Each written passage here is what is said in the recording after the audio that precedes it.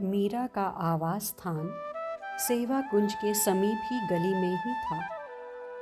सेवा कुंज तो स्वयं सिद्ध पीठ है, मानो तो जैसे वृंदावन का हृदय प्रियालाल जी की नित्य रास स्थली।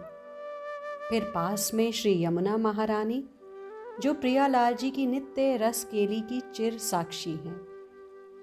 चारों तरफ मंदिर, सत्संग, मीरा का उत्साह तो पल पल में उफान ले रहा था। वह किसी दूसरे ही जगत में थी। वृंदावन वास के दिवा निशि भी इस जगत के कहाँ थी। मीरा को कुछ खाने पीने की भी सुध कहाँ थी, पर हाँ, उसकी आत्मा अवश्य पुष्ट हो रही थी। मीरा की ऐसी स्थिति में अंदर बाहर का सारा कार्य दासियां ही संभाल रही थी। चमेली बाई अपने पति शंकर और केसर बाई अपने पति केशव को साथ लेकर वृंदावन के लिए प्रस्थान करते समय मीरा के पीछे चल दी थी। चमेली के कोई संतान नहीं थी और केसर ने अपना एकमात्र पुत्र गोमती को सौंपा। जब केसर बाई स्वामिनी के पीछे पीछे चली तो केशव भी चला आया। मीरा ने जब केसर के पुत्र गोविंद को माँ के लिए रोते देखा तो केसर से लौट जाने को बहुत आग्रह किया, पर केसर ने हाथ जोड़कर निवेदन किया, माँ बाप ने सरकार के विवाह के समय मुझे इन चरणों में सौंपा था।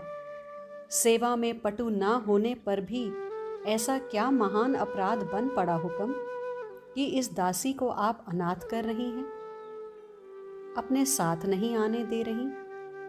बस एक अनुरोध है, वृंदावन में आप जहां भी रहेंगी, मैं आपके दर्शन दूर से ही कर लिया करूंगी। बस इतनी नियामत बख्शें आप इस किंकरी को।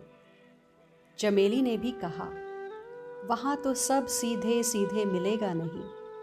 चंपा श्री चरणों की सेवा करेगी तो मैं और केसर लकड़ी लाना, आटा पीसना, कपड़े धोना, बर्तन मांजना, बुहारी लगाना आदि कार्य संभाल लेंगी। इतना जीवन आपकी सेवा में बीता है तो बाकी का क्यों अभिशाप बने। मीरा दोनों की सेवा भावना से निरुत्तर हो गई। चंपा ने विवाह किया ही नहीं था। वह मीरा की दासी ही नहीं, अंतरंग सखी भी थी, उसके भावों की वाहिका, अनुगामिनी, अनुचरी। कभी कभी जब अंतरंग भावों की चर्चा होती तो उसके भावों की उत्कृष्टता देखकर मीरा चकित हो उठती।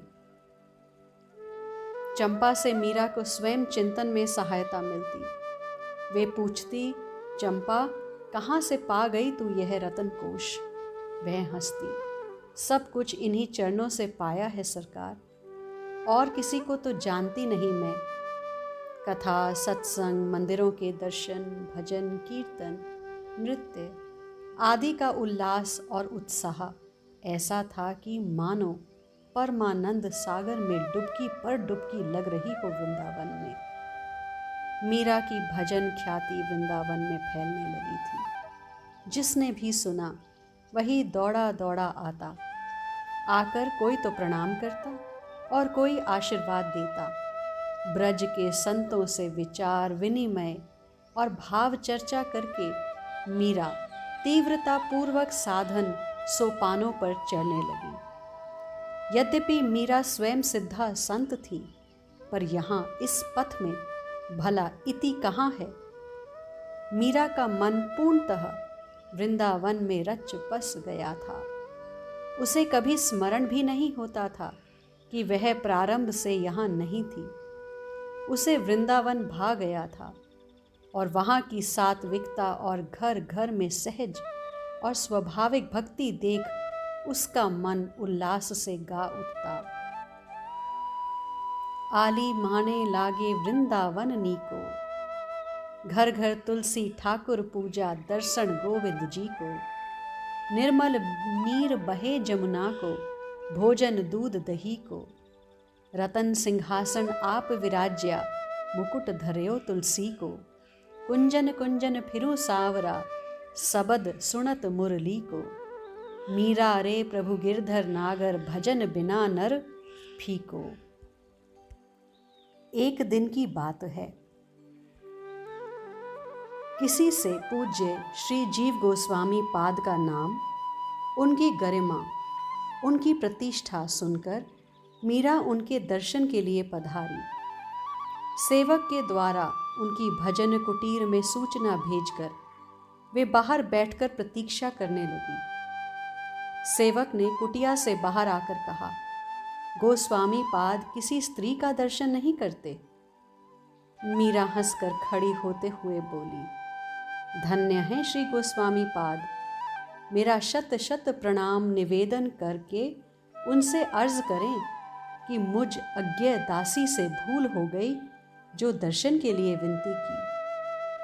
मैंने अब तक यही सुना था कि श्री वृंदावन में पुरुष तो एकमात्र रसिक शेखर ब्रजेंद्र नंदन श्री कृष्ण ही हैं, अन्य तो जीव मात्र प्रकृति स्वरूप नारी हैं।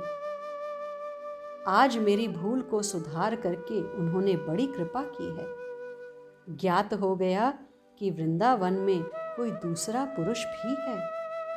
अंतिम वाक्य कहते कहते मीरा ने पीठ फेरकर चलने का उपक्रम किया। मीरा द्वारा सेवक को कही गई बात भजन कुटीर में बैठे श्री जीव गोस्वामी जी ने सुनी। कृपया क्षमा करें मातः। ऐसा कहते हुए गोस्वामी पाद स्वयं कुटिया से बाहर आए और मीरा के चरणों में प्रणाम किया। आप उठे आचार्य। वे एक तारा एक ओर रखकर हाथ जोड़ते हुए झुकी। मैंने तो कोई नई बात नहीं कही प्रभु। यह तो सर्वविदित सत्य है कि वृंदावन में पुरुष केवल एक ही है, ब्रजेंद्र नंदन श्री कृष्ण, और हम सब साधक तो गोपी स्वरूप हैं। बस ऐसा ही संतों के मुख से सुना है। सत्य है, सत्य है, पर सत्य और सर्वविदित होने पर भी जब तक हम किसी बात को व्यवहार में नहीं उतारते, जानकारी अधूरी रहती है माँ। और अधूरा ज्ञान अज्ञान से बढ़कर दुखदाई होता है। उन्होंने दोनों हाथों से कुटिया की ओर संकेत करते हुए विनम्र स्वर में कहा, पधार कर दास को कृतार्थ करें। ऐसी बात ना फरमाएं श्री गोस्वामी पाद, आप तो ब्राह्मण कुल भूषण ही नहीं, श्री चैतन्य महाप्रभु के लाडले परिकर हैं। मेरी क्षत्रिय कुल में उत्पन्न देह आपकी चरण रज स्पर्श की अधिकारी है। कहते हुए मीरा ने झुककर श्री जीव गोस्वामी पाद के चरणों के समीप श्रद्धा से मस्तक रखा। श्रीपाद ना ना ही कहते रह गए। अब कृपा करके पधारो, श्रीपाद ने अनुरोध किया। आगे आप गुरुजनों के पीछे चलना ही उचित है, मीरा ने मुस्कुराते हुए कहा। मैं तो बालक हूँ, पुत्र तो सदा माँ के आंचल से लगा पीछे पीछे ही चलता है। अतिशय विनम्रता से श्रीपाद बोले। इस समय तक कई संत महानुभाव एकत्रित हो गए थे। वे दोनों का विनय, प्रेम पूर्ण अनुरोध और आग्रह देखकर गदगद हो गए। एक वृद्ध संत के सुझाव पर कुटिया के बाहर चबूतरे पर सब बैठ गए। सबने मीरा से आरंभ करने का आग्रह किया। मीरा ने श्री जीव गोस्वामी पाद के इष्ट श्री गौरांग महाप्रभु के संन्यास स्वरूप और अपने इष्ट श्री कृष्ण के स्वरूप का समन्वय बैठाते हुए स्वाभाविक ही एक ऐसे पद का गान कर दिया जिसका श्रवण कर सब भक्त जनों के प्राण झंकृत हो उठे। इस गान में जहाँ चैतन्य महाप्रभु की जीव मात्र के उद्धार के लिए उनकी करुणा थी, वहीं श्री कृष्ण की वृंदावन लीला का अति भावपूर्ण चित्रण था। आश्चर्य की बात तो यह थी कि मीरा ने पद गाया तो स्वभावता ही, पर एक एक पंक्ति में दोनों लीलाओं का, गौर लीला और श्री कृष्ण लीला का अद्भुत सम्मिश्रण भी था। और दोनों लीलाओं के प्रधान गुण, गौर लीला के विरह, करुणा और श्री कृष्ण लीला की रसिकता भी। अब तो हरि नाम लो लागी, सब जग को यह माखन चोरा नाम धर्यो बैरागी।